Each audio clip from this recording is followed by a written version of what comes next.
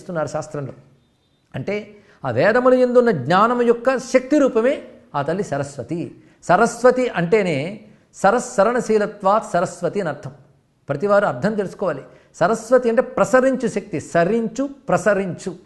ఒక దీపం వెలిగిస్తే కాంతి ప్రసరిస్తుంది, ఒక నది ప్రవహిస్తుంది. ప్రవహించడం, ప్రసరించడం ఒకటే. ఉన్న చోట ఉండకుండా అది మన దాకా రావాలండి.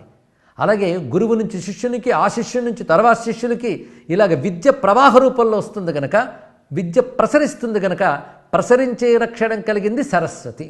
అంతేకాదు ఆ విద్య మనల్ని భరిస్తోంది. భరించడం అంటే పోషిస్తోంది, ఆనందాన్ని కలిగిస్తోంది. కానీ పోషణ శక్తి, ఆనంద శక్తే భరణం. అది కలిగిన శక్తే భారతి. అనగా మనల్ని పోషించే శక్తి, ఆనందాన్ని ఇచ్చే శక్తి. ఆ తల్లి బ్రాహ్మి. బ్రాహ్మి అంటే బుద్ధిశక్తి అని అర్థం. ఆ తల్లి వాగ్దేవి. వాగ్దేవి అంటే వాక్ అనగా జ్ఞానం. జ్ఞానానికి తల్లి ఆవిడ వాగ్దేవి. ఇలా అనేక పేర్లతో చెప్తున్నారు.